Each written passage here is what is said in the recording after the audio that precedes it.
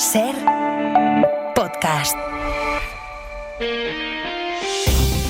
Las 8 de hoy por hoy en Ser podcast. Hola, buenos días. Estaba escuchando a un ministro israelita diciendo que están borrando del mapa a Gaza y a todos los gazaríes. La representante del secretario general de las Naciones Unidas, Sigrid Kaag, acaba de dimitir diciendo que esto ya es insoportable, que no quiere ser cómplice de lo que allí está pasando. Europa sigue mirando para el otro lado. Europa ha perdido su alma en Gaza.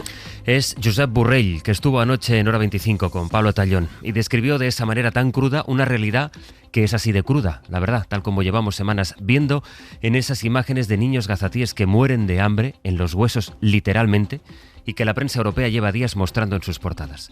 Ha vuelto a verse la indignación diplomática o de una parte de la diplomacia. Hay algún movimiento. Francia, por ejemplo, va a reconocer el Estado palestino en septiembre, pero sobre el terreno las cosas no es que no cambien, es que empeoran. Netanyahu mantiene la presión mientras la ONU denuncia que Israel bloquea en la frontera lo equivalente a 6.000 camiones con comida y con medicinas. 6.000 camiones llenos de comida esperando para entrar al lado de una frontera donde hay 2 millones de personas hambrientas. Y unos cuantos kilómetros más lejos, en las ciudades israelitas, la gente sigue viviendo una vida normal como si nada ocurriera. Y nosotros, los europeos, los que predicamos el respeto al derecho, nosotros somos cómplices de esto. Ya no es que no hagamos nada por evitarlo, es que al no hacerlo estamos empezando a ser considerados como cómplices de lo que pasa. Dijo ayer el jefe de la ONU para los refugiados palestinos: las personas en Gaza no están vivas ni están muertas, son cadáveres andantes. Pablo Morán, jefe de la sección internacional de la SER. Pablo, buenos días. Hola, Sastre, buenos días. Vamos a empezar, si te parece, actualizando la situación en Gaza y también qué es lo último que ha dicho el gobierno israelí. Bueno, lo que hace el gobierno israelí es reivindicar sus planes. Gaza será judía, escribía ayer mismo un ministro de Netanyahu. Y la situación en la franja es peor que ayer, pero mejor que mañana, porque las cifras no dejan de crecer. La de asesinados en ataques israelíes, que ronda ya los 60.000. Y también la de los muertos por hambre, que las autoridades gazatíes elevan ya a 115. 2 personas más han muerto en las últimas 24 horas. Y algo más preocupante, si cabe, es que el hambre comienza a llegar a los que ayudan a los que pasan hambre. Este es el coordinador de Médicos Sin Fronteras en Gaza. Que explica exactamente eso, que está atendiendo a pacientes que están muriendo de hambre mientras ellos también comienzan a sentirla. Y mientras hay 6.000 camiones de comida para Gaza esperando al otro lado de la frontera, tal y como denuncia Naciones Unidas. Hemos ido contando contigo, Pablo, día a día cómo iba creciendo la presión internacional y cómo, sin embargo, Netanyahu mantenía su ofensiva. De hecho, tanto él, Israel, como Trump, Estados Unidos, han retirado a sus representantes de la negociación en Doha para intentar avanzar hacia un alto el fuego. Y lo que hoy tenemos, decía al empezar, es un paso diplomático más, que es esa decisión que anunció ayer Macron de reconocer en septiembre al Estado palestino. Exacto, ya lo han hecho 148 naciones del mundo, incluida España. Se daba por descontado que Macron sumaría a Francia, pero faltaba por saber cuándo. Y lo confirmó anoche en un mensaje en redes. Lo hará en una declaración este próximo mes de septiembre. Ninguna sorpresa tampoco que a Israel le haya sentado muy mal. En otro mensaje en redes, Netanyahu acusa a Macron de recompensar el terror con ese reconocimiento. Le dice que el Estado palestino sería una plataforma de lanzamiento para aniquilar a Israel, no para vivir en paz junto a él. Lo que está ocurriendo en realidad es justo lo contrario, y los contactos para un posible alto el fuego no prosperan a pesar de la hambruna. Israel y Estados Unidos se han levantado de la mesa de negociación como represalia a la última propuesta de Hamás. Una propuesta que Netanyahu interpreta como una rendición. El enviado de Trump en esas negociaciones acusaba a Hamás de falta de voluntad negociadora. Los detalles filtrados a la prensa señalan discrepancias sobre el número de rehenes que deben ser liberados, la retirada de las tropas israelíes de Gaza y una cláusula para que la guerra no vuelva tras los 60 días que contempla ese alto el fuego. Y eso es algo, Sastre, a lo que Netanyahu nunca se ha querido comprometer. Te escucho en el abierto, Pablo, gracias. Hasta luego. De la entrevista de anoche con Borrell, algo más aquí en la radio, porque habló del gasto en defensa, dice que el 2% se va a quedar corto para todo lo que España tiene que hacer en el gasto militar.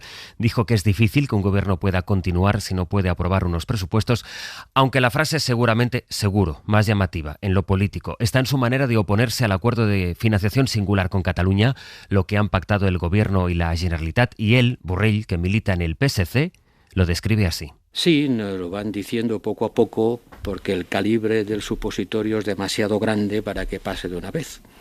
Entonces lo dicen poco a poco porque de golpe saben que no colaría. En ese momento no sabemos gran cosa, no sabemos ni cuál sería el importe del cupo, ni cuál sería el importe de la famosa solidaridad. Solo sabemos una cosa, que la he leído, seguro que la he leído, que es que Cataluña va a gestionar el impuesto de la renta en Cataluña dentro de un par de años. El juez del caso Montoro, el juez de Tarragona, no ve delito en el hecho de que al Ministerio le fueran pasando información confidencial de los contribuyentes. Pedro Jiménez, buenos días. ¿Qué tal? Buenos días. Es muy interesante y relevante esto. Es una práctica que describe, de hecho, el sumario de este mismo juez, cómo el director de la agencia tributaria le hacía llegar al ministro, a través de su jefe de gabinete, información de los contribuyentes, información, por tanto, confidencial, pero el juez rechaza que se puedan personar los afectados. Eso es, el juez rechaza ampliar a un nuevo delito esta causa por la que atribuye a Cristóbal Montoro hasta 7 ilícitos penales de corrupción por cobrar comisiones millonarias a cambio de rebajas fiscales a medida para grandes empresas. Rubén Rus descarta aceptar como acusación particular a Rodrigo Rato, a Juan Carlos Monedero o a Javier Tebas, porque el sumario ha revelado que Montoro, en su etapa al frente de Hacienda, reclamó expedientes tributarios reservados de rivales políticos, personalidades e incluso trató de influir en inspectores del fisco que actuaban en grandes casos de corrupción, como la Gürtel o el caso Pujol. Sin embargo, el juez, con el apoyo de Anticorrupción, entiende que Cristóbal Montoro tenía derecho, como jefe de la agencia tributaria, a recabar información sobre contribuyentes. Dice Rus que el ministro de Hacienda está plenamente autorizado para conocer sus actuaciones y recabar información, forma parte de sus funciones. A esto se suma Miguel Ángel Campos. Buenos días. Hola, buenos días, José Luis. La información, Miguel Ángel, que vienes contando desde ayer, que Equipo Económico hizo el argumentario para la Moncloa en época de Rajoy para impedir que imputaran al PP por su caja B.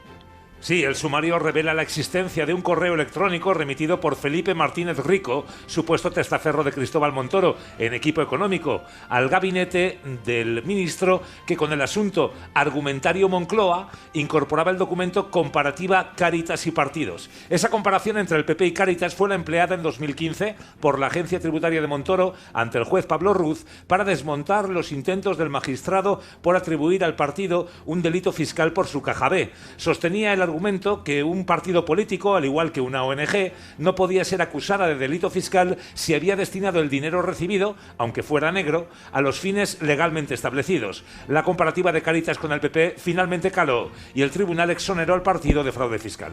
Campos, Pedro, gracias. Hasta luego. Hasta luego. Del currículum de Noelia Núñez, la diputada y vicesecretaria del PP, que ya no lo es, que ha dimitido después de falsearlo. José Coello, buenos días. ¿Qué tal, Sastre? Buenos días. El PP decidió convertir esa dimisión en una muestra de ejemplaridad, incluso de honestidad, y el caso es que ha acabado usando el caso de Núñez, que falseó su currículum para atacar al PSOE. Sí, el PP ha visto esa ventana y la ha abierto de par en par para poner a la ya exdiputada como ejemplo de integridad frente a otros dirigentes socialistas y a la vez presentarse como un partido modélico que actúa ante un PSOE que deja pasar sus escándalos. Lo han hecho a través de redes sociales con publicaciones casi coordinadas, desde el perfil oficial del PP hasta dirigentes como Cuca Gamarra o Esther Muñoz. También en fuentes del partido que presumen de gestión y de dirigencia a la hora de actuar, pero también en declaraciones públicas, como por ejemplo Miguel Tellado, que no ha parado de repetir este mensaje en las últimas horas. Estamos esperando la dimisión inmediata de la señora Pilar Bernabé. Hoy es lo que toca. O la de Pachi López, que hizo exactamente lo mismo presentándose como ingeniero cuando no pasó de primero. O el ministro tuitero, Óscar Puente, el acosador en redes sociales, que también mintió con un máster que no tenía. Fuentes de Génova nos confirman, Sastre, que a partir de ahora van a ser muy cuidadosos con la información académica que sus diputados o cargos publiquen en webs oficiales y destacan que esto también los diferencia del PSOE. Es la hora de que los socialistas muestren las titulaciones y dejen atacar, añaden. Josu, gracias. Hasta ahora. Hoy es el Día de Santiago, es festivo en Galicia, en Madrid, en el País Vasco y en Navarra. Ha sido en el este del país, sin embargo, donde más ha llovido en estas últimas horas y donde Luis me lo puede seguir haciendo. Pues así es, José Luis, porque de hecho siguen cayendo algunos chubascos ahora mismo en Baleares. Van a menos y sobre todo se están concentrando ya en Menorca.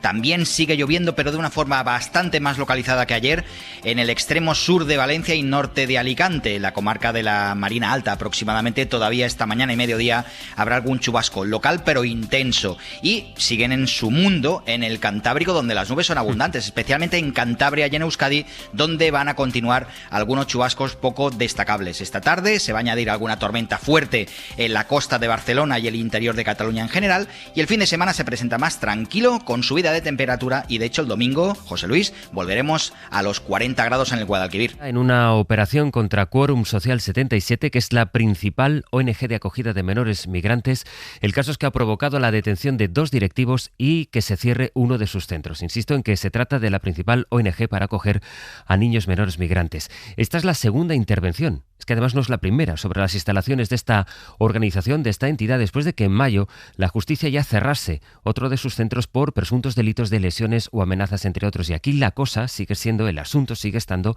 en las condiciones en las que están los niños que acoge esta ONG. Vamos a Canarias. Agustín Padrón, buenos días. Buenos días. La investigación se originó por una denuncia presentada ante la Fiscalía por parte del Gobierno de Canarias, tras varios testimonios de menores que denunciaban maltrato por parte de algunos trabajadores de la ONG y que pueden constituir delitos de lesiones, odio contra la integridad moral y amenazas. La justicia dio orden de desalojar a los menores acogidos en este centro, que ya por la tarde estaban reubicados en otros 21 centros de Gran Canaria, y los 2 directivos de la organización quedaron en libertad con cargos. Quórum Social 77 acoge en sus centros a casi la mitad de los menores que han llegado solos a las islas en la ruta migratoria desde el continente, que recordar son más de 5.000 y siguen esperando traslados a otras comunidades. Menores, por tanto, que denuncian malos tratos por las condiciones en las que los tienen y ahora tienen que ser reubicados. Todo esto en una situación de saturación que, como describía Agustín, el Gobierno de Canarias viene denunciando desde hace tiempo.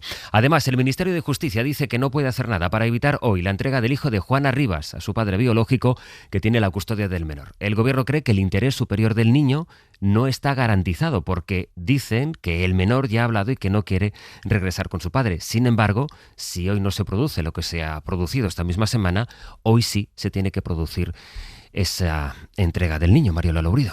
La jueza de Granada ha planificado para primera hora de la mañana una entrega íntima, intentando evitar el espectáculo mediático del martes y la sobreexposición innecesaria del niño, solo con la madre, padre y sus abogados. Esta vez la magistrada no ha difundido ni el lugar ni la hora. Desde el Gobierno, la ministra de Igualdad, Ana Redondo, dice en la cadena SER que el regreso a Italia con su padre no garantiza el interés superior del menor. El interés superior del menor ya lo ha expresado él. Él quiere quedarse con su familia, quiere quedarse con su hermano mayor y su madre en España. Lo lógico, lo razonable y lo justo sería escuchar y respetar su voluntad y su palabra. Justicia aclaró anoche que no puede intervenir ni hacer nada más. Dice que solo los tribunales pueden suspender la devolución de Daniela Francesco Arcuri, que será juzgado en septiembre en Italia por maltrato a sus hijos. Ayer la audiencia de Granada ordenó investigar a Juana Rivas por sustracción de su hijo menor después del receso de la Navidad. Esta mañana vamos a hablar en el abierto de los salarios en España. Ayer conocimos la cifra récord de personas que trabajan en nuestro país. Son más de 22 millones. Nunca había habido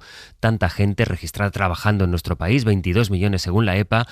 Pero eso, como tuvimos ocasión de preguntarle a Yolanda Díaz, a la ministra de Trabajo, incluye también muchísimos salarios que son bajos, que son precarios directamente. Y tenemos datos, además, de la inversión inmobiliaria, que crece sobre todo en algunos sectores. Por cada 4 euros que se invierten en construcción en España, 1 se lo llevan los hoteles. 1 es para edificar un hotel. Es una inversión récord. Pablo Anzola. La crisis de acceso a la vivienda contrasta con una inversión inmobiliaria que no toca techo en España. Ha crecido un 21% en la primera mitad del año y es llamativo además como de los 6.800 millones de euros que se han invertido en ladrillo en solo 6 meses, el sector hotelero mueve ya casi 1 de cada 4. Por el número de turistas que recibimos, y eso lleva aparejado una repercusión en el incremento en la inversión en la planta hotelera, que durante los últimos años ha sufrido un incremento y una mejora. Antonio de la Fuente es director en Colliers. Según esa consultora inmobiliaria, la inversión en hoteles ha subido un 20% en el primer semestre del año,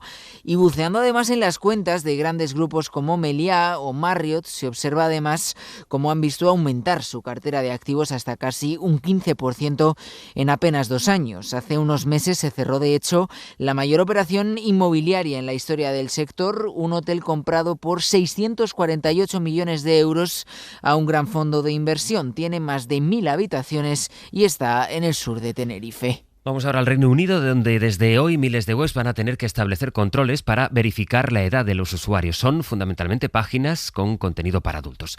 En caso de que lo incumplan, en caso de que eso no se produzca, las empresas se van a enfrentar a multas que pueden llegar a ser de 18 millones de euros. Corresponsal en Londres, Lucas Font. Son cerca de 6.000 las páginas que, según el organismo regulador de Internet, deberán implementar a partir de hoy los nuevos controles de edad para permitir el acceso a sus contenidos en el Reino Unido. Entre ellas las páginas porno o las principales redes sociales, las cuales se enfrentan a multas de hasta 20 millones de euros en caso de incumplir con la nueva normativa. No nos vamos a amedrentar, estas son las reglas. No importa si se trata de una compañía extranjera, si quieren operar en el Reino Unido, deberán adaptarse a la nueva legislación, ha asegurado el director de seguridad online del organismo regulador a la emisora LBC. Entre los posibles controles para detectar la edad está la comprobación de la identidad a través de tarjetas bancarias o números de teléfono, así como el uso de sistemas de reconocimiento facial impulsados con inteligencia artificial, unos recursos destinados a proteger a los menores, pero que han generado recelos entre las organizaciones de protección de la infancia, las cuales consideran que, a pesar de que se trata de un paso importante, todavía existen mecanismos como el uso de VPNs que permitirán esquivar las nuevas restricciones. Y al cierre la posición de Europa, la Comisión que se acerca a China mientras mantiene sus contramedidas por si Washington decide dinamitar las negociaciones para evitar el viernes que viene la entrada en vigor de los aranceles. Corresponsal Enrique García Pozo. La presidenta de la Comisión no modifica el guión que repiten desde el principio en Bruselas. Nuestro foco está en la solución negociada y por eso seguimos teniendo contactos políticos y técnicos, aunque volvió a advertir que todos los elementos están encima de la mesa por si no hay acuerdo, porque a pesar de que Bruselas y Washington acarician ese codiciado acuerdo comercial que evitaría la guerra arancelaria, gana peso el principio de cautela, porque la última decisión, recordemos, recae en Donald Trump. Los 27 han aprobado la propuesta de la Comisión, un paquete de 93.000 millones de euros en aranceles a productos estadounidenses que entrarían en vigor el 7 de agosto si no hay acuerdo. En 10 minutos el abierto, hoy con Estefanía Molina, Ruth Ferrero y Gonzalo Velasco. Para no perderte ningún episodio, síguenos en la aplicación o la web de la SER, Podium Podcast o tu plataforma de audio favorita.